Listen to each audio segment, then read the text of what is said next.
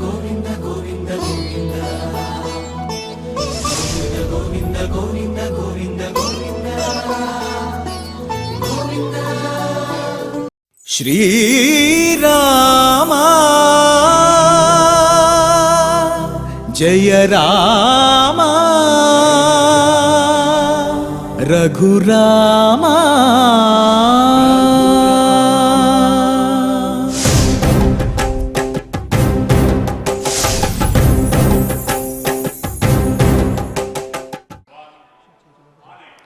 ఓం నమో వెంకటేశాయ.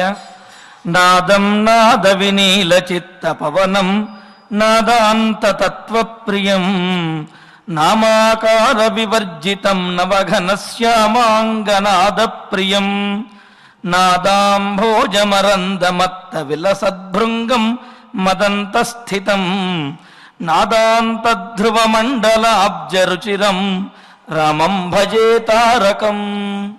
ఓం నమో వెంకటేశాయ.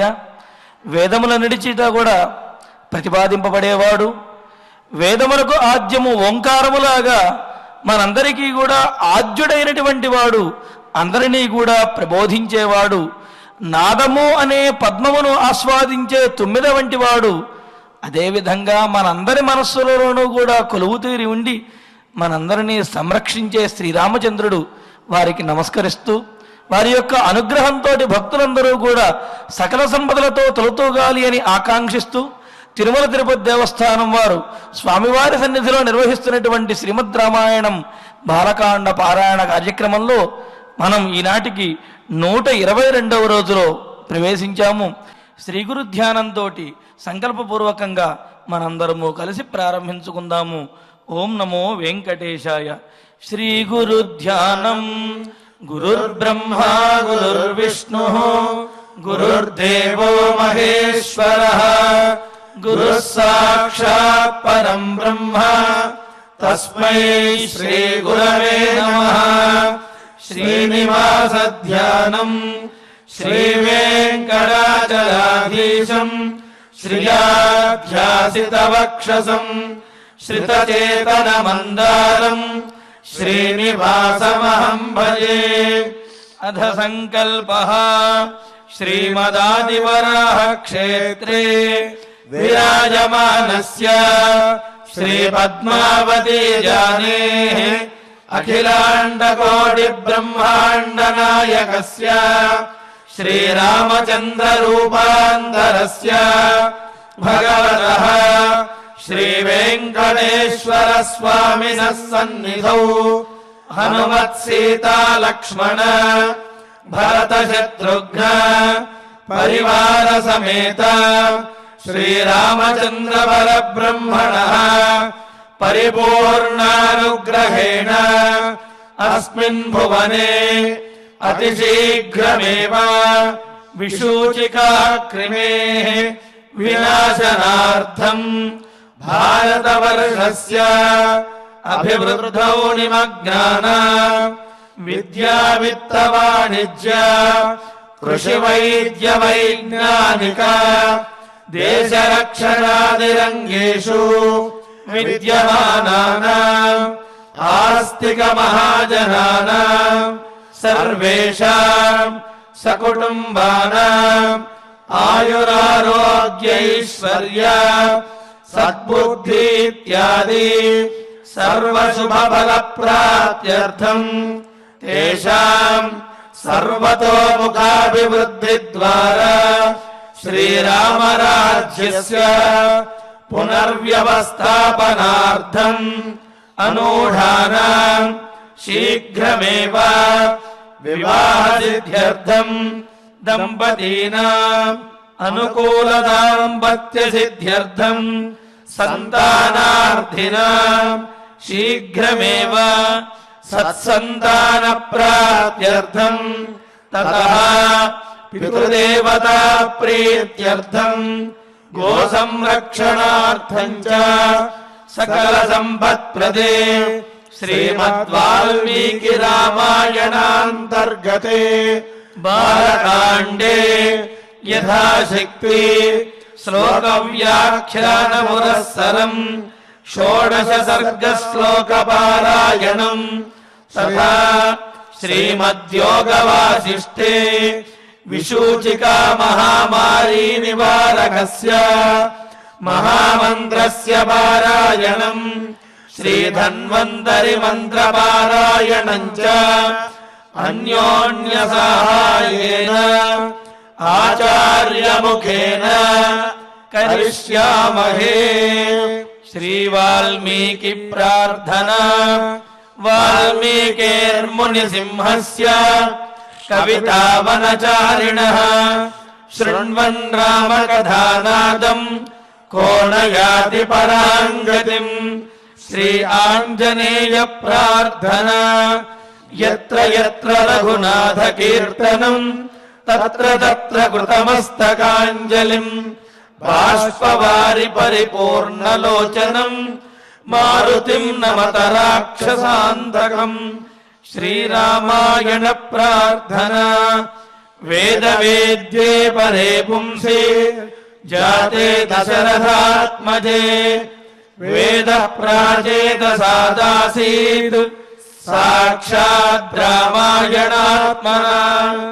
శ్రీరామ ప్రార్థనా. ఆపదామపహర్తారం దాతారం సర్వసంపదాం లోకాభిరామం శ్రీరామం భూయో భూయో నమామ్యహం. శ్రీరామచంద్ర పరబ్రహ్మణే నమః. అథ శ్రీమద్ రామాయణే బాలకాండే షోడశ సర్గః. శ్రీ గురుభ్యో నమః. శ్రీ వెంకటేశ చరణౌ శరణం ప్రపద్యే. శ్రీరామాయ నమః. తాస్త్వేతత్ పాయసం ప్రాప్య నరేంద్రస్యోత్తమాస్త్రియః సమ్మానం మేనిరే సర్వాః ప్రహర్షోదితచేతసః. అనితర సాధారణమైన లోకంలో సామాన్యమైన ప్రయత్నానికి దొరకని ఆజన్మ బ్రహ్మచర్యం కంటే గృహస్థ ధర్మంలో ఉండి బ్రహ్మచర్యం పాటిస్తూ సకల కోరికలని నెరవేర్చేటటువంటి అథర్వ మంత్రాలతో చెప్పలేనంతటి నిష్ఠతో అతిశయించిన శ్రీరామ మంత్ర దీక్షతో ఋష్యశృంగుల వారే సాక్షాత్తుగా ఒక సూర్యరూపమా, ఒక ప్రజ్వలించినటువంటి అగ్నిస్వరూపమా, తపస్సంటే ఇలా ఉంటుందా అనేటటువంటి ఒకానొక బ్రహ్మతేజం, ఆ బ్రహ్మతేజస్సు యొక్క ప్రయత్నం, సంకల్పం, ఆశీర్వచనం వృథా పోలేదు. అంతటి మహనీయులైన పరమగురువులుగా ఉన్నటువంటి ఆ వశిష్ఠుల యొక్క దీవెన నిష్ఫలం ఎన్నటికీ కాదు. కనుక ఉత్తమాః నరేంద్రస్యతాః స్త్రియః, ఉత్తమోత్తములైనటువంటి ఆ రాణులు నరేంద్రుడి యొక్క స్త్రీలు అన్నారు. ఎంత బాగా ఉంటుందంటే ఒక్కొక్క మాట నరేంద్రస్య అని చెప్పినప్పుడు స్వస్వామి భావే షష్ఠి అంటారు. సంస్కృతం తెలిసిన వాళ్ళకి ఇంకా బాగా రుచిగా ఉంటుంది. మనం తాత్పర్యం చెప్పుకుందాం. ఇది నా సొత్తు అని చెప్పేటప్పుడు షష్ఠీ విభక్తిని చెప్పాలట. నరేంద్రుని యొక్క స్త్రీలు అంటే ఈ నరేంద్రుడు అంతగా ఎంతగా ఆరాధనాభావంతో చూసేలాంటి రాణులు. ఆ రాణులందరూ ధర్మపత్నులు. ఎంత అద్భుతమైనటువంటి దాంపత్య సౌందర్యం అక్కడ. కనుక ఈ నరేంద్రుని యొక్క సొత్తుగా ఉన్నటువంటి ఆ స్త్రీలు సర్వాస్తు ముగ్గురు అని చెప్పాలి, 353 అని తాత్పర్యం అనుకోవాలి. ఎందుకో చెప్దాం. ఏతత్ పాయసం ప్రాప్య ప్రహర్షోదిత చేతసః సమ్మానం మేనిరే అన్నారు. అంటే మనకు చెందినటువంటి ఒకానొక వ్యక్తికి గౌరవం జరిగితే అది మనందరికీ కూడా గౌరవమే కదా. ఒక దగ్గర చెప్తారు, యావత్ భిర్వై రాజానుచరైరాగచ్చతి అని చెప్పి ప్రస్తావన చేసి ముఖ్యులకు కనుక గౌరవం చేసినట్లయితే అది అనుచరులకు కూడా చాలా ఆనందము. ఇక్కడ ముఖ్యులైనటువంటి ముగ్గురు రాణులను ఈ పాయస విభాగంతో గౌరవం చేస్తే దశరథుడు అందరికీ కూడా ఆనందమే అట. ప్రతి ముఖంలోనూ ఏదో కొత్త నూతనమైనటువంటి ఉత్తేజం, గొప్ప విజయోత్సాహం కొట్టొచ్చినట్లుగా కనిపిస్తూ ఉందిట.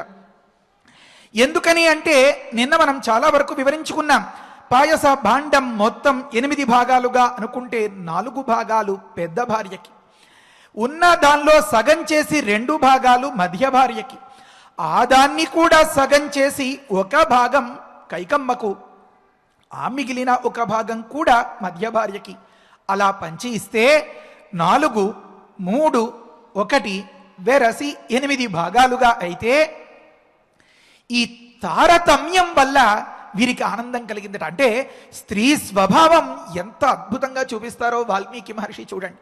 ఇంతట దివ్యమైనటువంటి ప్రతిఫలం, ఇంత పెద్ద క్రతువు జరిగింది, ఇంత పెద్ద దీక్ష ఇన్నాళ్ల నుంచి ఇంతలా ఆశపడి ఎదురు చూస్తున్న సందర్భంలో ఆ ఫలం వచ్చిందిరా బాబు, ఇదే మహాప్రసాదం అని కాకుండా ఏం చేస్తాడు మిగతాది రాజుగారు, ఎవరికి పట్టుకెళ్ళి ఇస్తాడు చూద్దాం ఒక్క క్షణం అన్నట్లుగా కళ్ళలోనే భావాలన్నీ, కళ్ళలోనే తమ మద్దతుదారులందరినీ ఊరుకోబెడుతున్నట్లుగా ఏ రకంగా మాట పైకి అనకుండా వారి లోపల ఉండేటటువంటి ఆ భావాలన్నింటినీ గమనించిన దశరథుడు అనుచింత్య అని నిన్నటి రోజున మనం చదువుకున్నాం. ఎంతటి స్థితి, ఎంతటి వివేకం, విచక్షణ, విజ్ఞత, ఈ లోకమాన్యత ఉన్నటువంటి వ్యక్తి కదా రాజు కాగలుగుతాడు.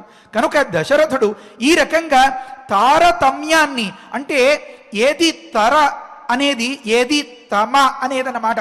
తర అన్నది కొంచెం చిన్నదిగా, తమ అనేది కొంచెం పెద్దదిగా భావిస్తే పెద్ద భార్యకి పెద్ద బాట, మధ్య భార్యకి మధ్య బాట, చిన్న భార్యకి చిన్న బాట అన్నట్లుగా ఇది ఒక విషయం. రెండోది, పంచాల్సిందంతా పంచేసి ఎంత పెద్ద భాగమైనా పట్టుకొచ్చి ఆఖరిని ఇస్తే ఇప్పుడు కనిపించానా నేను అని అడుగుతారు. మనం పంపకాల్లో అక్కడ కూడా ఏం వదినా ఇప్పటిదాకా నేను కనపడలేదా నీకు అని ఈ దెప్పిపోటు మాటలకి అవకాశాలు ఉంటూ ఉంటాయి కదా.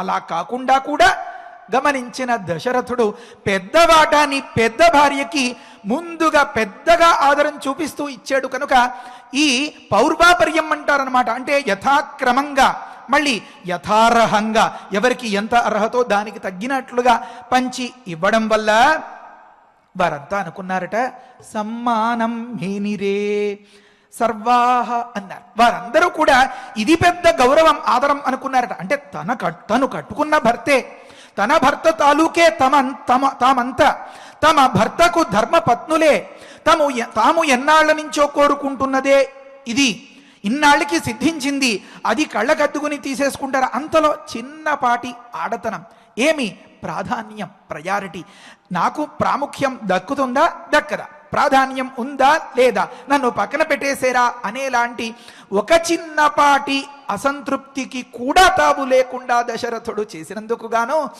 వాళ్ళు చాలా ఆనందపడిపోయారట. ఎంత ఆనందపడిపోయారన్నారు. నిజంగా చెప్పాలంటే దంపతులు ఇద్దరూ కలిసి అతిథులకు సత్కారం చేయాలి.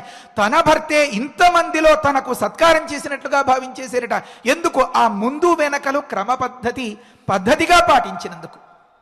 అంటే లోకంలో మనం ఈ పెట్టుపోతల దగ్గర ఎంత సూక్ష్మంగా, ఎంత జాగరూకతతో ఉండాలో వాల్మీకి మహర్షి మనకి చెప్తున్నట్లే కదా. కనుక ఈ సమ్మానం మేరిరే అనే మాట ఎలా తెలిసిందండి అన్నారు. అంటే ప్రహర్షోదిత చేతసః. ఉదిత అంటే రాత్రంతా చీకటిగా ఉండి ఒక్కసారి ఉదయం జరిగింది అని మనం ఎలా గమనిస్తాం, సూర్యుడు రావడం వల్ల అంత వెలుగులు కమ్ముకుంటాయే, అలా ప్రహర్ష ఆనందము అనేటటువంటి వెలుగుతో మానసం నిండిపోయి ఉదితమైపోయి ఉందట. కనుక ఈ ఆనందం అంతా కళ్ళలో, ముఖంలో, వారి చేష్టల్లో, వారి చిరునవ్వులో కనిపిస్తూ ఉంటే దీన్ని బట్టి గమనించినటువంటి దశరథుడు ఏమని భావించారు? సమ్మానం మేనిరే సర్వాహ.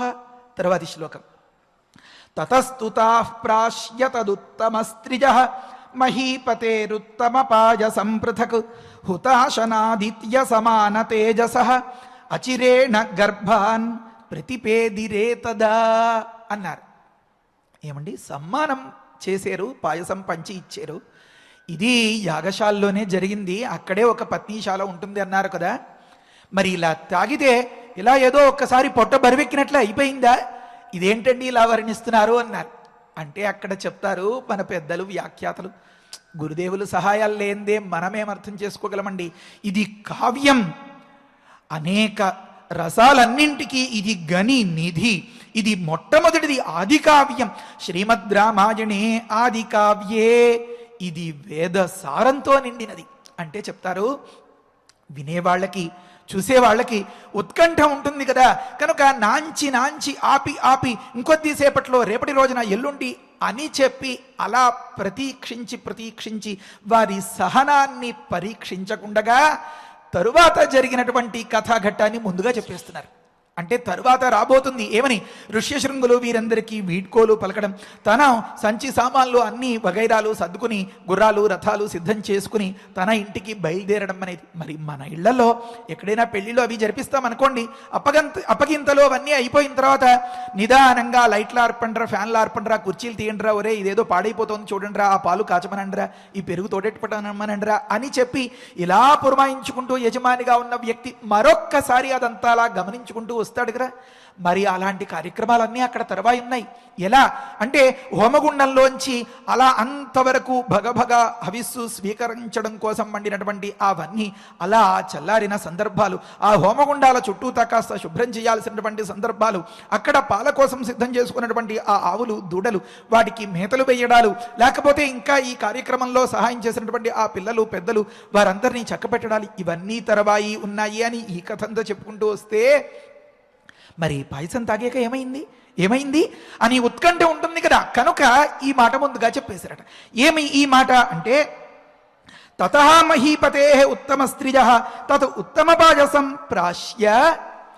ఇలా పంచి ఇచ్చిన తరువాత, ఇంత పెద్ద సన్మానంగా భావించిన తరువాత ఇచ్చిన వెంటనే పెద్ద భార్య కౌసల్య ఏం ప్రాశనం చేసింది, ఏం జరుగుతుందా అని ఇచ్చినా సరే పక్కామెను బట్టి తన గౌరవానికి ఒక కొలబద్దలాగా భావించేలాంటి సుమిత్ర, అంటే స్త్రీ తత్వం, ఆ శీలం స్వభావం ఎలా ఉంటుందో ఆ తరువాత ప్రాశనం చేసిన ఈమె, కైకేయి అందిన వెంటనే ప్రాశనం చేసిన ఆమె, ఈ కైకేయి భోగ్య వస్తువు మాత్రమే, ధర్మం దగ్గర పెద్ద మధ్య చిన్న ఇది మాత్రం ఎక్కడా తప్పేది లేదు అని పాటించినటువంటి ఔచిత్యం దశరథుడి దగ్గర ఈ సంగతి అంతా ఇలా గడవగా, తతః అంటే అటుపిమ్మటానమాట ఈ వృత్తాంతమంతా ఇలా జరుగగా, మహికి పతి అయినటువంటి అంటే ఆ భూపతి అయినటువంటి దశరథ మహారాజు యొక్క ఉత్తమ స్త్రీలు అన్నారు. ఎందుకు ఉత్తమ స్త్రీలు వారు చెప్పబోతారు. తదుత్తమ పాయసం ప్రాశ్య, ఇక్కడ ఉంది మాట అంతా. ఈ పాయసం తిని, ఎలాంటి పాయసం ఇది, తదుత్తమ పాయసం ప్రాశ్య. ఎన్నో పర్వదినాలు లేకపోతే ఎన్నోసార్లు మంచిగా పాలు దొరికినప్పుడు మా ఇష్టం కొద్దీ పాయసాలు చేసుకుంటూనే ఉంటామండి. ఉత్తమ పాయసం అంటే ఏమండి అంటే, ఇది విష్ణు తేజం చొప్పించినటువంటి పాయసం. ఆ పరమాత్మ ఋష్యశృంగుల వారి తపోబలానికి మెచ్చి దశరథుడి ఆర్తి విని ఎలా ఇతడికి సహాయపడగలను అని దేవతలందరి విషయంతో పాటుగా ఏకక్రియ వ్యర్థకరీ బభూవ అన్నట్లు ప్రయత్నం ఒకటి ఫలితాలు రెండు అని మనం అనుకుంటున్నట్లుగా నే కాకుండా ఒకటికి కోటి ఫలితాలు అనేలాగా అటు రావణాసుర వధ, శిష్టజన సంరక్షణం, దేవతలందరికీ సుఖాన్ని ఇవ్వడం, దశరథుడి ఆర్తి తీర్చడం, ఈ కౌసల్య సుమిత్రమ్మ కైకేయి వీరందరి ఒడిలోనూ ఆ పసిపిల్లవాడిని అలా ఆడిస్తూ ఉండేటటువంటి సందర్భాన్ని చూచి లోకంతో పాటు తాను ఆనందించడం, ఇలాంటి ప్రయోజనాలన్నింటినీ ముడిపెట్టుకుని తన తేజస్సును మాయామయీమివా అని చెప్పారు కదా. ఆ పరమాత్మ యొక్క దివ్య శక్తిని ప్రసరింపచేసినటువంటి పాయసం కనుక అది ఉత్తమ పాయసం. ఉత్తమ పాయసం తాగినటువంటి వ్యక్తులంతా కూడా ఏమవుతారు అంటే ఉత్తములవుతారు. ఇక్కడ ఉత్తమ పాయసం తాగిన వ్యక్తులంతా అంటున్నారు ఏమిటండి, ముగ్గురే కదండి తాగింది అంటున్నారేమో. మన భావనతో మన ధ్యానంతో మనల్ని అందరినీ అయోధ్యకి తీసుకెళ్ళిపోయి ఆ వాల్మీకి మహర్షి వ్యాఖ్యానం చేసిన గురువులు వీరందరూ కూడా మన చేత కూడా తాగించారు. కనుకనే బ్రహ్మాండ పురాణం చెప్తోంది, మనం ఏది ప్రమాణం లేకుండా మాట్లాడుకోకూడదు. నేను ఎప్పుడైనా మాట్లాడితే మీరు సూచించండి, పర్వాలేదు, కానీ వీరైనంత వరకు ఆ జాగ్రత్త తీసుకోవాలి అని ఒక ఆ బిగి పట్టుదల ఖచ్చితంగా పరమేశ్వరుడు నాకు పెట్టాడు. బ్రహ్మాండ పురాణంలో ఏమనుందంటే నృపాంగనానాం రాజ్ఞాతు పాయసస్య ప్రభేదనం అని మొదలుపెట్టి ఉంది. ఇలా పంచి మహారాజు తారతమ్యాన్ని వహిస్తూ ఎంతో పద్ధతిగా ధర్మబద్ధంగా ఎంతో భక్తి శ్రద్ధలతో ఎంతో ఆదరంతో అపేక్షతో ఇష్టంతో తన ప్రియురాళ్లకు పాయసాన్ని పంచి ఇవ్వడం, వారు తీసుకోవడం, వారు గర్భం దాల్చడం, ఈ కథలన్నీ కనుక విని ధ్యానించి మనసారా భావన చేస్తే ఏమవుతుంది?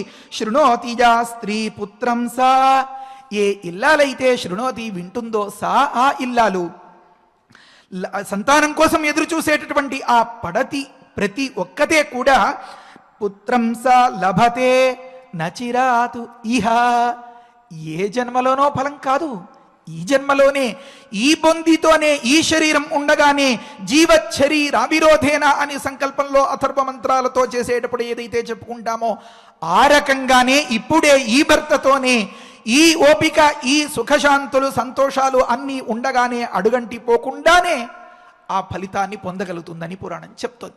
మనం నమ్మాలి, మనం భక్తి పెట్టాలి, మనం విశ్వాసంగా ఉండాలి, మన యందు పరమాత్మకు విశ్వసనీయత చెడిపోకుండా ఉండాలి. అప్పుడు వెంటనే ఫలితం కలుగుతుంది. ఈ పూట పాట ఏం విన్నాం? ధ్రువుడు సాక్షి, నారదుడు సాక్షి, ప్రహ్లాదుడు సాక్షి. వారు ఇంత ఒడ్డు పొడుగు ఇలా ఉన్నారా? పెద్ద పెద్ద ఆభరణాలు పెట్టుకున్నారా? వ్యాపారాలు చేసి కోట్లు గడించారా? కోట్లకి పడగెత్తిన ధనవంతుడు, పూటకూలి చేసుకునేటటువంటి నిర్భాగ్యుడు నీ అనుగ్రహానికి సమపాత్రుడు అని కదా మనం దేవుణ్ణి కొలుచుకోవాలని మన పెద్దలు ఉపదేశం చేస్తున్నారు. కనుక మనకి ఆ భక్తి శ్రద్ధలు ఉంటే ఈ ఫలశ్రుతి అంతా కూడా అక్షరాలా నిజమన్నమాట. కనుక ఈ పాయసం తాగిన ప్రతి ఒక్కరూ కూడా ఉత్తమ స్త్రీలు అయిపోతారు. ఎలా? మనసా కాయేన అంటే శారీరకంగా, అంటే ప్రత్యక్షంగా ఫిజికల్గా తాగిన వారు ఆ ఉత్తమ స్త్రీలు, ముగ్గురు రాణులు. మానసికంగా తాగిన వాళ్ళం మనందరం అన్నమాట, వాచికంగా తాగిన వాళ్ళం మనందరం అన్నమాట. కనుక ఉత్తమ స్త్రీజ తదుత్తమ పాయసం ప్రాశ్య, తాగి గర్భాన్ ప్రతిపేదిరే అన్నారు, గర్భాన్ని దాల్చారన్న. ఎలా ఉన్నాయి ఆ గర్భాలంటే ఒక దగ్గర చెప్తారు, అప్పుడే పుటం పెట్టి బయటికి తీసిన బంగారంతో తయారు చేసిన పాత్ర అని అక్కడ అనుకున్నాం కదా. ధగ ధగ ధగ అలా మెరుస్తూ ఉంటే ఆ అగ్ని తేజస్సు వల్ల అది ఇంకా ప్రతిఫలిస్తూ ఉంటే నున్నగా ఉన్నటువంటి నిగనిగా మెరుస్తున్న ఆ పాయసం, నిండుగా ఉన్న పాయస భాండం ఎలా ఉందో ఈ గర్భాలు అలా ఉన్నాయి. కనుక నున్నగా ఉన్నటువంటి ఈ గర్భాలు నిగనిగలాడే ఆ పాయస భాండల్లా ఉన్న వాటిని చూసిన దశరథ మహారాజు ఆనందమే ఆనందం. ఒక దగ్గర ఈ గర్భాలు పెరుగుతున్నాయి, ఒక దగ్గర దశరథుడి అంచనాలు పెరుగుతున్నాయి అని వర్ణిస్తారు తరువాతి కథల్లో. అందుకని అక్కడ ఒక పోలిక చెప్పారు. ఏమా పోలిక అంటే, అసలు ఉదాహరణ లేనిదే మనకి విషయం ఎలా బుర్రకెక్కుతుందండి. హుతాశన ఆదిత్య సమాన తేజస అన్నారు. హుతాశనుడు అంటే హుతమైన దానిని, అగ్నిలో వేసిన దాన్ని అశనం చేసేటటువంటి వాడు హుతాశనుడు, అగ్నిదేవుడు. మరి ఆదిత్యుడు అంటే అందరికీ తెలుసు, ఈ ఇద్దరి యొక్క తేజస్సు వంటి తేజస్సు కళ అని అర్థం. ఈ హుతాశనుడితో సమానమైన, ఆదిత్యుడితో సమానమైన తేజస్సు కళ అని చెప్పాడు. ఇదే చమత్కారం అసలు కావ్యం అంటే. ఇలా వన్నిదే అగ్ని తేజస్సు వంటి, ఆదిత్య ప్రకాశం వంటి, సూర్య తేజస్సు వంటి. ఏమిటండి వంటి అంటే ఇది ఉభయాన్వయి అన్నారు. వంటి వారు ఆ ఉత్తమ స్త్రీలు. ఎందుకని అంటే ఇలాంటి, అంటే ఆదిత్యుడి వంటి వహ్ని కళ వంటి, అంటే సూర్య కళతో సమానమైన, వహ్ని కళతో సమానమైన గర్భమూలను ధరించినటువంటి వారు కనుక ఆ ఉత్తమ స్త్రీలు కూడా హుతాశనాదిత్య సమాన తేజస, హుతాశనాదిత్య సమాన తేజస అని చెప్పారనమాట. కనుక హుతాశనాదిత్య సమాన తేజస్సు కలవి గర్భాలు. ఈ గర్భాల్ని దాల్చేరు కనుక ఆ ఉత్తమ స్త్రీలు కూడా హుతాశనాదిత్య సమాన తేజస అన్నమాట. అంటే ఇలాగా అన్వయించేలాగా, అలాగా అన్వయించేలాగా చెప్పడం వాల్మీకి మహర్షి యొక్క ఆ గొప్ప కావ్య సౌందర్యం. అది ఇంకా మాటల్లో చెప్పడానికి లేదు. ఒక గడప మీద పెట్టినటువంటి దీపం అటు ఇంట్లోకి కనిపించేలాగా, అటు రోడ్డు మీద వెళ్ళే వారికి దారి చూపించేలాగా ఎలా ఉంటుందో దేహళీ దీప న్యాయేన అంటారు. అలాంటి మాటల్ని చెప్తుంటారు వాల్మీకి మహర్షి. దీన్ని అలా ఆస్వాదిస్తూ ఉంటే అటు ఆ ఉత్తమ స్త్రీలందరూ అసలు లోకంలో ప్రతి వ్యక్తి గర్భం అంటే ప్రతి వ్యక్తి అంటే ప్రతి ఇల్లాలు. నేను చెప్పిన ఇలాంటి మాటలన్నింటినీ మీరు వేరేలాగా అపార్థం చేసుకోకూడదు. ఏమండి ప్రతి వ్యక్తి అంటే మీకు అన్వయిస్తుంది అంటే నేను పురుషుణ్ణి కదండి. గర్భం దాల్చిన ప్రతి వ్యక్తి అని నా తాత్పర్యం. నిగనిగలాడేటటువంటి ఆ దేహఛాయతో నిండుగా ఇంత పొట్టతో చేతి నిండా అమ్మ వారు అంటే పుట్టింటి వారు వేసిన ఆ గాజులతో ఆ ఓపలేక అలా భారంగా నెమ్మదిగా నడుస్తూ ఉంటే ఎంత ఆనందం, ఎంత పరవశం, ఎంత సంతోషం. ఎవరికి? ఆ తల్లికే అనుకుంటున్నారా? కాదు కాదు. అమ్మమ్మో జాగ్రత్త జాగ్రత్త, నువ్వు కూర్చోకూడదు, నుంచోకూడదు, ఇక్కడ ఉండు అక్కడ ఉండు, నీకెందుకు నేను తెచ్చి ఇస్తాను కదా ఒక్క క్షణం అని చెప్పి ఏవో కుర్చీలో కూర్చుని కుట్లు అల్లికలు అల్లుకుంటుంటే ఆ సూది కింద పడిపోతే వంగడానికి సిద్ధపడిన ఇల్లాలిని చూసి కూడా తట్టుకోలేక తహతహలాడిపోయే భర్తల్ని లోకంలో మనం చూస్తూ ఉంటాం కదా.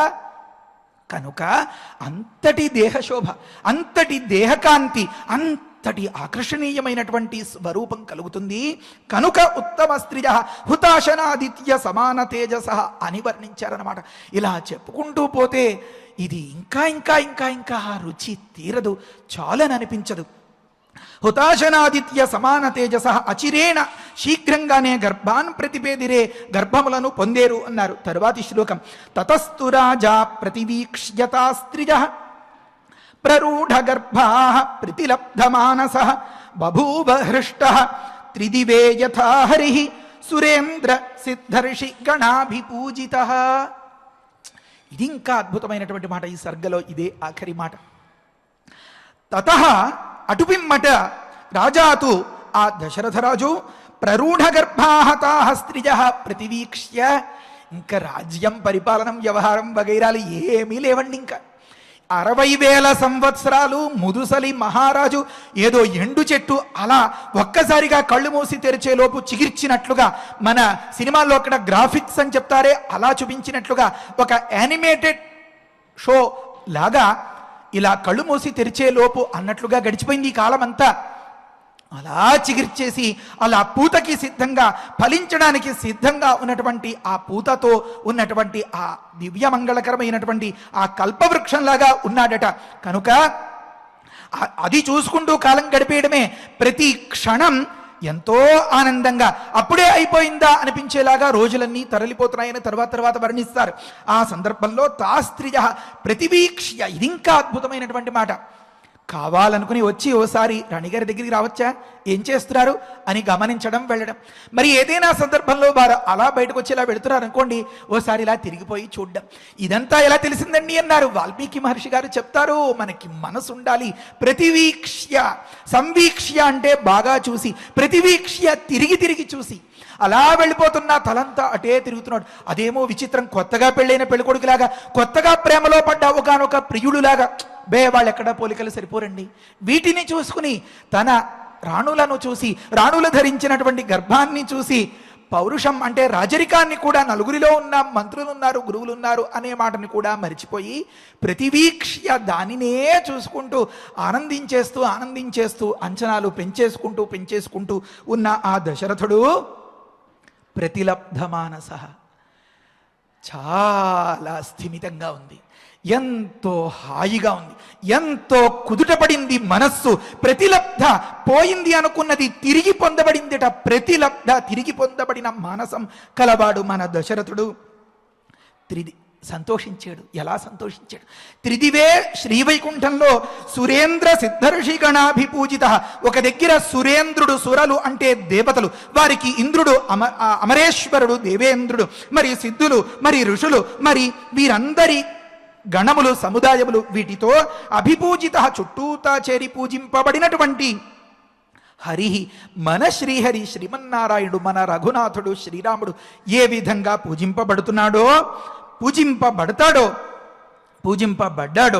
అంటే త్రైకాలికం, అది 3 కాలాల్లోనూ ఆ రకంగా యథా హృష్ట అలా పూజింపబడుతూ ఎంత ఆనందంతో, ఎంతో హాయిగా, సంతోషమే తప్ప ఇంకొక మాటకే అవకాశం లేదన్నట్లుగా శ్రీవైకుంఠంలో ఎలా ఉన్నాడో మన దశరథుడు అలా ఉన్నాడు అని అన్నారు. అంతేకాదండి, ఇంకొక అన్వయం చెప్పాలి అన్నారు. ఇక్కడ యథ అన్నదానికి చ అనే అర్థం చెప్పాలండి. అలా చెప్తే ఆ శ్రీహరిని మన దశరథుడును సంతోషించాడు అని అర్థం చెప్పాలండి అన్నారు. ఎందుకని అంటే చాలా జాగ్రత్తగా గమనించండి. విష్ణు తేజం ఇక్కడ ప్రవేశించింది అని లౌకికల దృష్టికి తెలియదు, లౌకికుల దృష్టికి. మరి దేవతలకి తెలుసు. ఇదంతా వారి సంకల్పం కదా. మరి మన తాలూకు వస్తువు ఒకటి అక్కడ చేరిందనుకోండి, మన పిల్లల చేత ఏదైనా ఒక వేదిక మీద ఒక నాట్యమో లేకపోతే గానం కోసమో ఏదైనా ఒక కచేరీయో చేయించడానికి పంపించామనుకోండి, మరి అమ్మ నాన్న అక్క తమ్ముడు వారంతా కూడా ప్రేక్షకుల్లో కూర్చుని అలా పరిశీలిస్తూ ఉంటారు కదా. మరి మన తాలూకు తేజస్సుని ఇక్కడ ప్రవేశపెట్టినప్పుడు మరి సిద్ధులు రారా, దేవతలు రారా, దేవేంద్రుడు రాడా, బ్రహ్మగారు రారా, బ్రహ్మర్షులు వేంచేయరా? కనుక వీరందరూ అక్కడ ఒక అంశతో ఆ శ్రీహరికి పూజలు అందిస్తూ, మరొక అంశతో ఈ గర్భాల్లో ఉన్నటువంటి తన విష్ణు తేజాన్ని ఇన్నాళ్లకి నా భార్యల కడుపు పంట పండి నా కడుపే పండింది అన్నట్లుగా దశరథుడు ప్రతివీక్ష్య చూసి సంతోషిస్తున్నాడే, అలా వీరందరూ కూడా అదృశ్య రూపంలో ఉండి సంతోషిస్తూ పూజిస్తూ ఆ హర్షాన్ని పొందేరు. కనుక అలా వైకుంఠములో శ్రీహరి ఇక్కడ ఇలా ఈ భూలోకంలో శ్రీహరి తేజం ప్రసరించినటువంటి ఈ సందర్భాన్ని కూడా సేవిస్తూ ఉన్నటువంటి ఈ సురేంద్ర సిద్ధ ఋషిగణ అభిపూజిత అని చెప్పారనమాట.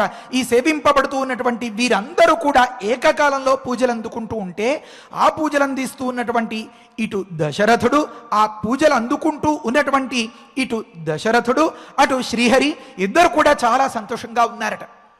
ఇది తెలిసిందో లేదో ఇంకొక చిన్న మాట చెప్పుకుందాం ఇంకొకసారి. ఏమనంటే, త్రిదివే అంటే శ్రీవైకుంఠంలో సురేంద్ర సిద్ధర్షిగణాభిపూజిత హరిశ్చ, వీరందరి చేత పూజింపబడినటువంటి ఆ శ్రీహరిని ఇక్కడ ఈ నరపతి అయినటువంటి దశరథుడును హృష్ట బభూవ, చాలా ఆనందించారు అని అర్థం. ఎందుకని అంటే, ఈ సిద్ధులు ఋషులు ఈ గణములంతా కూడా ఈ ఉత్తమోత్తములంతా కూడా అక్కడ శ్రీవైకుంఠంలో ఎలా స్వామిని పూజిస్తున్నారో మన తాలూకు స్వామి ఇక్కడకు వేంచేసాడు కనుక ఇక్కడ కూడా అదృశ్య రూపంలో ఉండి పూజిస్తున్నారట.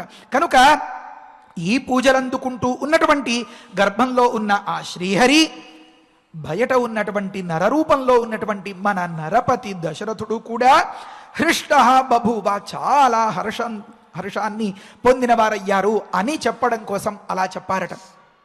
ఇక్కడ కొద్దిగా 2-3 అంశాలని మనం వివరించుకోవాలి. లోకంలో గర్భం దాల్చడం, సంతతిని పొందడం అనేది భగవంతుడి దయ వల్ల ఎన్నోసార్లు అనాయాసంగా పెద్ద కష్టం లేకుండా జరిగిపోతూ ఉండొచ్చు.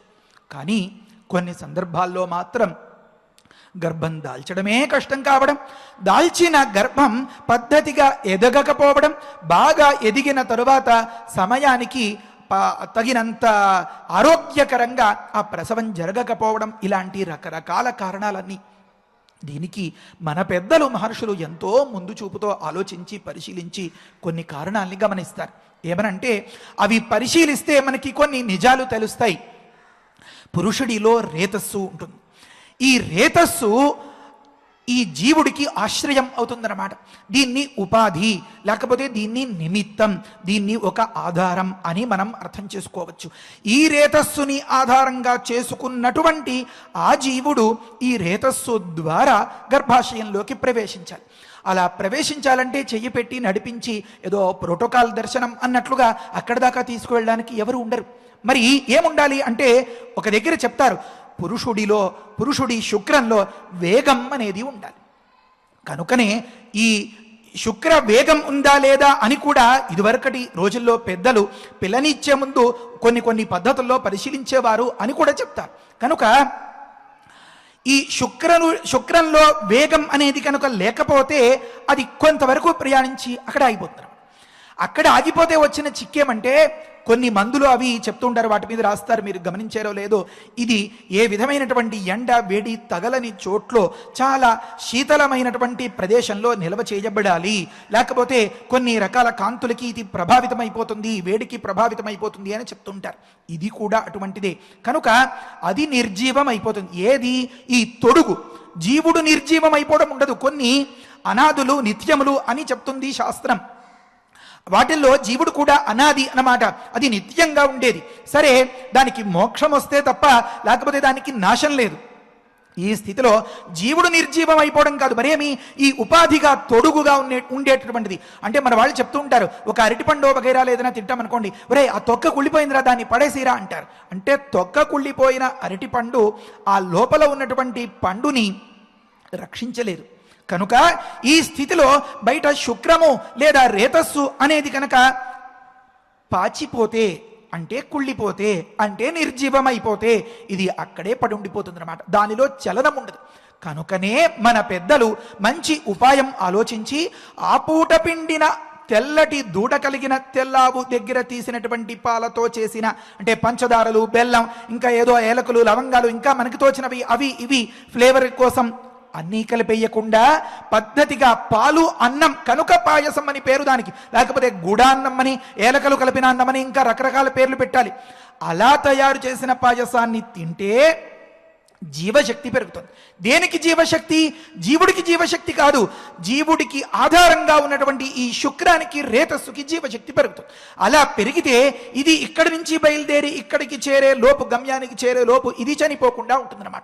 దీన్నే మన వాళ్ళు ఏం చెప్తున్నారు, ఎగ్స్ రిలీజ్ అవ్వడం, ఆ ఎగ్స్ బతికి ఉండేలాగా ఒక దగ్గర ఎక్కడో నిలవబెట్టడం, అలా నిలవబెట్టిన దాన్ని అనుకూలం చూసి అందులో ప్రవేశపెట్టడం అని చెప్తోంది ఈ శాస్త్రం, ఆధునికుల చెప్పేటటువంటి మాట. ఈ పరిస్థితిలో తన శరీరంలోనే ఈ ప్రక్రియ జరిగేలాగా ఈ పాయసాన్ని తినడం, ఇంకా కొన్ని రకాల ఔషధులు ఇవి వగైరాలు మనం తినే వాటిల్లో ఉండే వాటిని ఉపదేశం చేశారు పెద్దలు. వీటిలో భాగంగానే ఏలకలు అదనంగా తినకూడదు, శుక్రం పల్చనైపోతుంది, లేకపోతే ఇంకొక లవంగాలు ఇలా తినకూడదు, అవి ఇలా చేయకూడదు అని చెప్పి, అంటే వైద్యుడి సలహా లేకుండా ఎక్కడో ఏదో నేను పుస్తకంలో చదివేశాను చూసేసాను కదా అని చెప్పి వాడేస్తే ప్రమాదిస్తాయిరా, అవి దొరుకుతున్నాయి కదా అని కొనుక్కుని వాడేయకండిరా అని చెప్పి పాపం బతిమాలుతున్నట్లుగా చెప్తారన్నమాట మన పెద్దలు. చెప్పొచ్చేవులేవయ్యా అని అనిపిస్తుంది అవివేకం ఉన్నవారికి. సరే, ఇలాంటి సందర్భంలో మన శరీరంలోనే ఆ ప్రక్రియ జరిగేటటువంటి ఉపాయాలు అంతా చెప్తున్నారు అని అన్నామే, ఇది పురుషుడి దగ్గర. మరి రెండవ దగ్గర గార్భికమైనటువంటి శుద్ధి ఉండాలి అన్నమాట. కనుక ఈ గర్భాశయంలో దీన్ని నిలవ చేసుకునేటటువంటి పరిస్థితి కనుక లేకపోతే అది అక్కడ జారిపోతుంది, అది పూర్తిగా ఎదగలేకపోతుంది అన్నమాట. ఎలా అయితే మజ్జిగ చిలికిన తర్వాత ఆ వెన్న ముద్ద ఏం చేస్తారు, ఆ మజ్జిగలో వేస్తారు, ఆ మజ్జిగలో వేసింది ఎక్కడ అంటుకోకుండా ఉంటుందన్నమాట. మీరు గిన్నె ఎన్ని రకాలుగా కదిపినా ఈ తాకిడి ఆ ముద్దకు తగలదు. ఇప్పుడు అతి సూక్ష్మంగా ఎంతో చిన్నిపాటి బలంతో, అంటే బలహీనంగా ఉండేటటువంటి ఈ ఎగ్ అని మనం పిలుచుకునేటటువంటిది ఏదైతే ఉందో దానికి తాకిడి తగిలితే అది చనిపోతుంది కాబోలు. కనుక అసలు పరమాత్మ సృష్టి ఎంత అద్భుతం అంటే, ఒకానొక చిన్న క్యారీ బ్యాగ్ లాంటిది, దానికి ఏదో జరాయు అని పేరు చెప్తుంది మన శాస్త్రం. ఈ జరాయు అనేటటువంటి ఒక క్యారీ బ్యాగ్లా ఉన్న దాన్ని గర్భసంచిగా అనుకోవచ్చేమో, అందులో కొంత నీటిని ప్రవేశపెడతాడు ఈ గర్భం దాల్చిన తరుణంలో పరమాత్మ. దానిని ఉమ్మనీరు అని మనం పిలుచుకుంటాం కదా, ఉల్బం అని శాస్త్రం పిలుస్తుంది. ఈ జరాయు అనే గర్భాశయంలో ఈ గర్భం దాల్చిన తరుణంలో ఈ ఉల్బం అనే ఉమ్మనీరు చేరితే, ఈ ఉమ్మనీరులో ఎంతో వేగంగా వచ్చి పడినటువంటి స్త్రీలో ఉండేటటువంటి శోణితం అనేటటువంటి, అది కూడా ఒక వీర్యం, స్త్రీలో కూడా వీర్యం ఉంటుందని శాస్త్రం చెప్తోంది. ఈ శుక్రము ఆ శోణితము రెండు కలగలిస్తే అది 1 2 2 4 4 8 8 16 16 32 32 64గా ఫలదీకరణం చెందడానికి తయారుగా ఉంటాయి అన్నమాట. ఇది ఎక్కడ జరగాలి అంటే ఏ గోడలు తగలని చోట్లో జరగాలి. కనుక ఆ నీటిలో ఏదో మజ్జిగ చిలికిన తర్వాత ఆ చిలికిన మజ్జిగలో ఉన్న వెన్న ముద్దలాగా ఈ రేతస్సు అనేది శుక్రశోణిత మిశ్రమం కనుక ఉన్నట్లయితే అది పెరిగి పెద్దదవుతుందన్నమాట.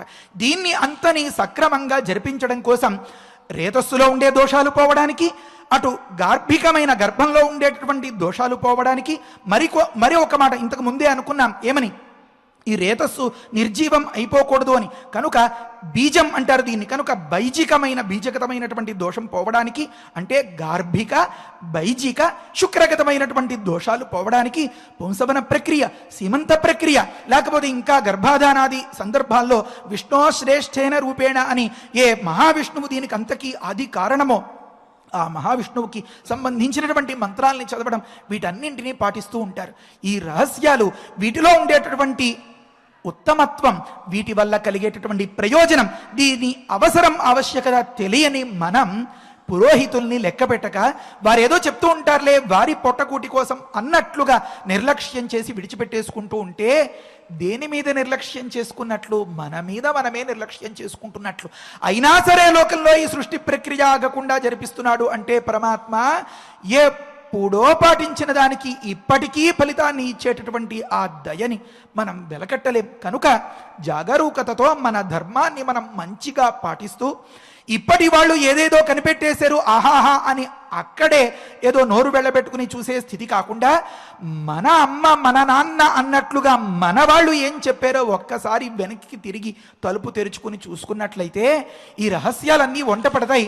వంట పడితే మనకి ఆసక్తి పెరుగుతుంది, ఆసక్తి పెరిగితే శ్రద్ధ కలుగుతుంది, శ్రద్ధ కలిగితే మంచిగా ప్రయత్నం చేస్తాం, మంచిగా ప్రయత్నం చేస్తే శ్రద్ధ, ఆసక్తి, భక్తి, విశ్వాసం ఉన్నట్లయితే ధర్మం పాటించడం చాలా సులువు. అమ్మో చాలా కష్టమండి బాబు ఆచారాలు అంటే అని అనుకున్న వాళ్ళంతా ఎంతో సుఖంగా పాటించగలుగుతారు. అన్నీ సిద్ధం చేసుకుంటే కార్యక్రమం నిర్వహించుకోవడం ఎంత 3 క్షణాలు. అలా నిర్వహించుకున్నటువంటి కార్యక్రమం అంటే ధర్మం మనకి శాశ్వతమైన తరగని శుభ ఫలితాల్ని ఇస్తుందన్నమాట. ఇంతటి పరమ పవిత్రమైన ఘట్టాన్ని మనకు అందించి మనల్ని అనుగ్రహించిన మన వాల్మీకి మహర్షి గురుదేవులకి, ఆ వాల్మీకి మహర్షిని ప్రేరేపించినటువంటి మన రాముడికి మనం ఎప్పటికీ కృతజ్ఞులమై ఆ రామానుగ్రహాన్ని కోరుతూ ఈ కథను అవిశ్రాంతంగా నిర్విరామంగా జరిపించుకునేలాగా వరమిమ్మని ప్రార్థిస్తూ ఉపసంహారం చేద్దాం. హరయే నమః. స్వస్తి. పారాయణ చేసుకుందాము. తాస్త్వేతత్ పాయసం ప్రాప్య నరేంద్రస్య ఉత్తమా స్త్రియః సమ్మానం మేనిరే సర్వాః ప్రహర్షోదిత చేతసః తాస్త్వేతత్ పాయసం ప్రాప్య నరేంద్రస్య ఉత్తమా స్త్రియః సమ్మానం మేనిరే సర్వాః ప్రహర్షోదిత చేతసః తతస్తు తాః ప్రాస్య తదుత్తమ స్త్రియః మహీపతేః ఉత్తమ పాయసం పృథక్ హుతాశనాదిత్య సమాన తేజసః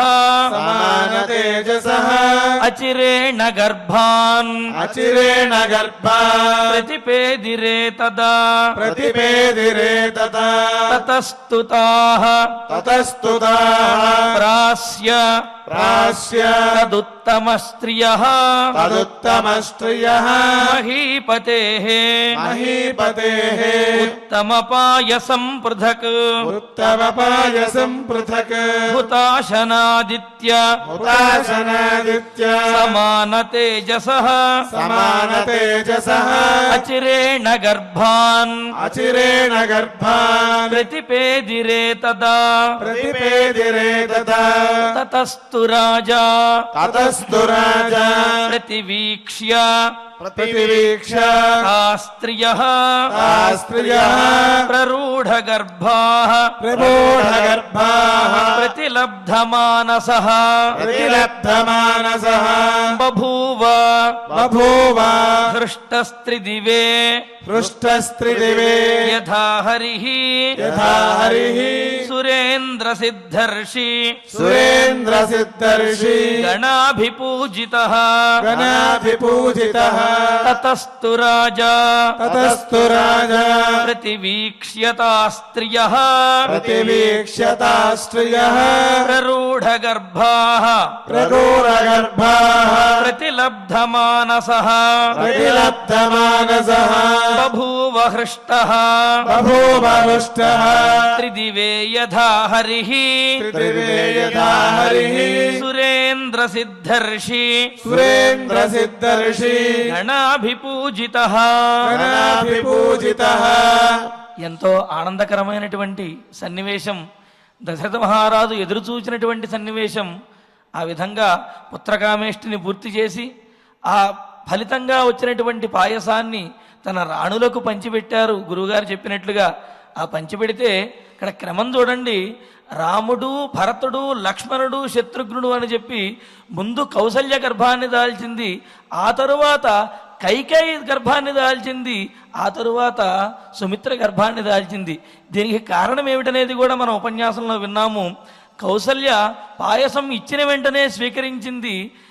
తర్వాత సుమిత్రకి కైకేయికి పాయసాన్ని ఇస్తే సుమిత్ర ఆ విధంగా కైకేయిని చూస్తూ ఉన్నది. కైకేయి మాత్రం వెంటనే పాయసాన్ని స్వీకరించింది.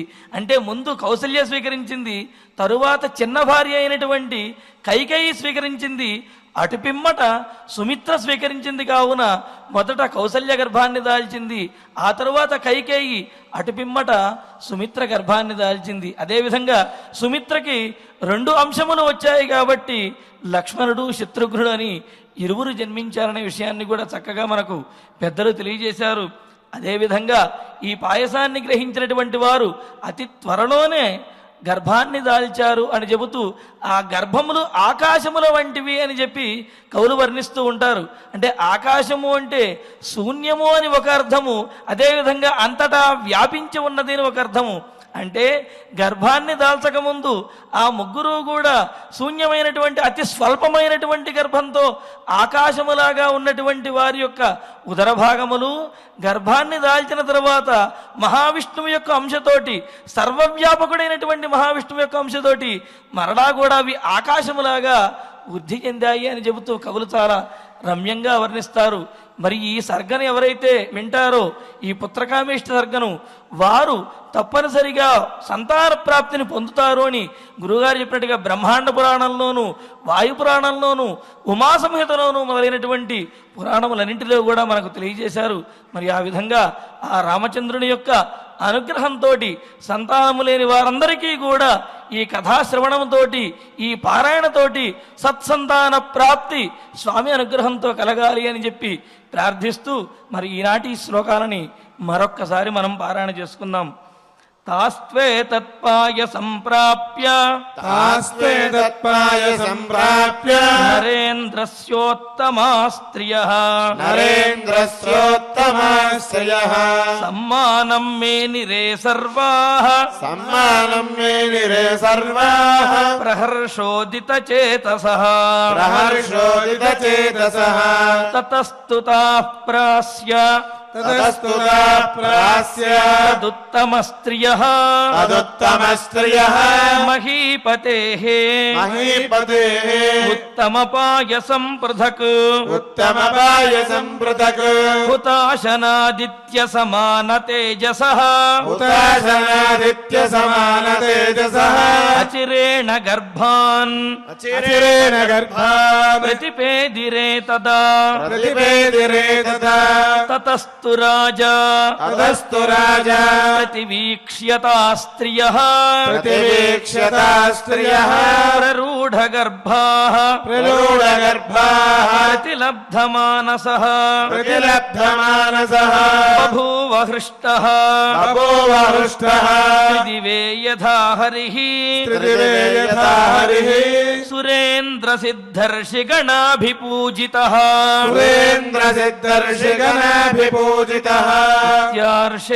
ఇత్యార్షే శ్రీమద్ రామాయణే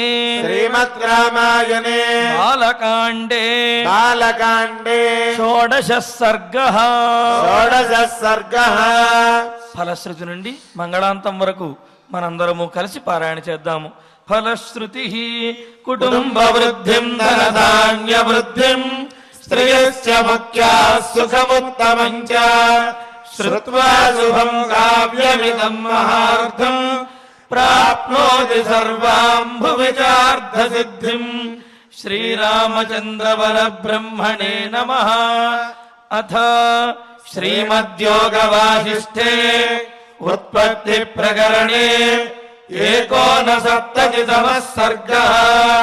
శ్రీ వశిష్ఠ ఉవాచ అథ వర్షసహస్రేణ తాం పితామహ ఆయయో దారుణం హి తపఃసిద్ధి విషాగ్నిరపి శీతలః మనసైవ ప్రణమ్యైనం సా తథైవ స్థితా సతి కోవరః క్షుచ్చమాయాలం ఇతి చింతాన్వితా భవత్ ఆస్పృతం ప్రార్థయిష్యేహం వరమేకమిమం విభుం అనాయసీ చాయసీ చ శ్యామహం జీవసూచికా అస్యోక్త్యాద్వివిధా సూచిః భూత్వా లక్ష్యామిషామ్యహం ప్రాణినాం సహ సర్వేషాం హృదయం సురభిర్యథా యథాభిమతమేతేన గ్రసేయం సకలం జగత్ క్రమేణ క్షుద్వినాశాయ క్షుద్వినాశ పరం సుఖం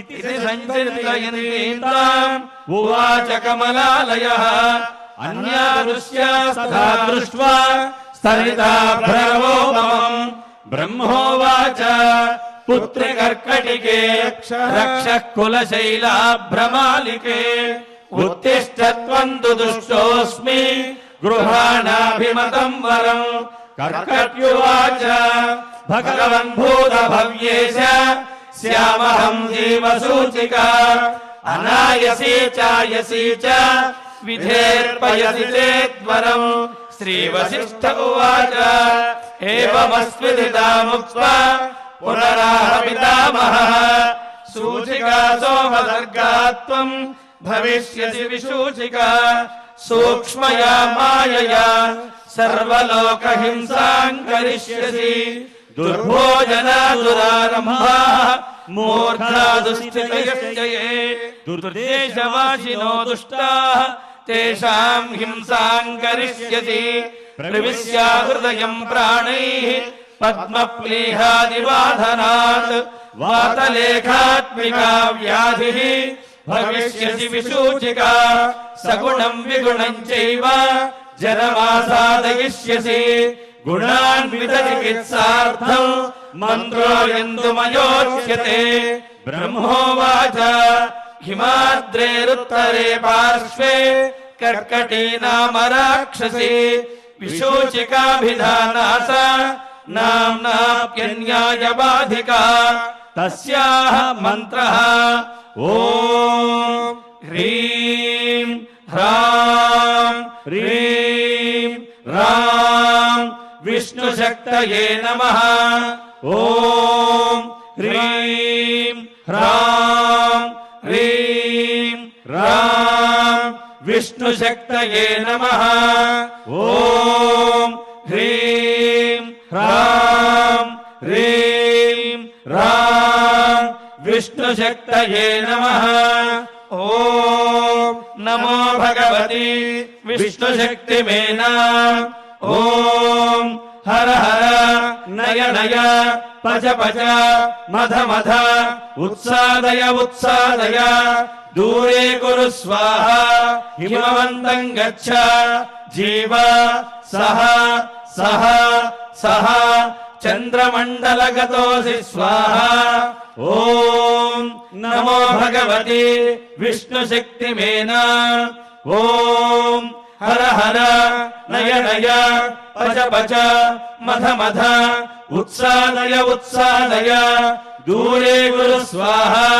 హిమవంతం గచ్చ జీవ సహ సహ సహ చంద్రమండలగతోసి స్వాహ ఓం నమో భగవతి విష్ణుశక్తిమేనా ఓం హర హర నయ నయ పచ పచ మధ మధ ఉత్సాదయ ఉత్సాదయ దూరే కురు స్వాహ హిమవంతం గచ్చ జీవ సహ సహ సహ చంద్రమండలగతోసి స్వాహ ఇతి మంత్రీ మహామంత్రం న్యస్య వామకరోదరే మార్జయేదాతురాకారం తేన హస్తేన సంయుతః హిమశైలాభిముఖ్యేన విద్రుతాం తాం విచింతయేత్ కర్కటీం కర్కశాక్రందాం మంత్రముద్గరమర్దితాం ఆతురం చింతయేచ్చంద్రే రసాయన హృది స్థితం అజరామరణం యుక్తం ముక్తం సర్వాధి విభ్రమైః సాధకో హి శుచిర్భూత్వా స్వాచాంతః సుసమాహితః క్రమేణానేన సకలాం ప్రోచ్ఛినత్తి విశూచికాం ఇతి గగనగతః త్రిలోకనాథః గగనగ సిద్ధగృహీత సిద్ధమంత్రః గతః ఉపగత చక్రవంద్యమానః నిజపురం అక్షయం ఆయం ఉజ్వలశ్రీః ఇతి శ్రీమద్యోగవాసిష్ఠే ఉత్పత్తి ప్రకరణే ఏకోనసప్తతితమః సర్గః అథ ధన్వంతరి ధ్యానం అచ్యుతానంద గోవింద విష్ణో నారాయణామృత రోగాన్మే నాశయాశేషాన్ ఆశు ధన్వంతరే హరే ఆరోగ్యం దీర్ఘమాయుష్యం బలం తేజోధియం శ్రియం స్వభక్తేభ్యోనుగృహ్ణంతం వందే ధన్వంతరిం హరిం ధన్వంతరేరిమం శ్లోకం భక్త్యా నిత్యం పఠంతి యే అనారోగ్యం న తేషాం స్యాత్ సుఖం జీవంతి తే చిరం. ఓం నమో భగవతే వాసుదేవాయ ధన్వంతరయే అమృతకలశహస్తాయ వజ్రజలౌకహస్తాయ సర్వామయ వినాశనాయ త్రైలోక్యనాథాయ మహావిష్ణవే స్వాహా. ఓం వాసుదేవాయ విద్మహే సుధాహస్తాయ ధీమహి తన్నో ధన్వంతరి ప్రచోదయాత్. అథ నవగ్రహ ప్రార్థనా ఆరోగ్యం పద్మబంధుర్వితరతు నితరాం సంపదం సీతరశ్మిః భూలాభం భూమిపుత్రః సకలగుణయుతాం వాగ్విభూతిం చ సౌమ్యః సౌభాగ్యం దేవమంత్రీ రిపుభయశమనం భార్గవః శౌర్యమార్కిః దీర్ఘాయుః సైంహికేయః విపులతరయశః కేతుః ఆచంద్రతారం అరిష్టాని ప్రణశ్యంతు దురితాని భయాని చ శాంతిరస్తు శుభం మేస్తు గ్రహాః కుర్వంతు మంగళం. అథ క్షమా ప్రార్థనా యదక్షరపదభ్రష్టం మాత్రాహీనం చ యద్భవేత్ తత్సర్వం క్షమ్యతాం దేవ నారాయణ నమోస్తుతే. అథ భగవత్ సమర్పణం కాయేన వాచా మనసేంద్రియైర్వా బుద్ధ్యాత్మనా వా ప్రకృతే స్వభావాత్ కరోమి యద్యత్ సకలం వరస్మై నారాయణాయేతి సమర్పయామి. అథ మంగళం శ్రియః కాంతాయ కళ్యాణ నిధయే నిధయేర్థినాం శ్రీవేంకట నివాసాయ శ్రీనివాసాయ మంగళం.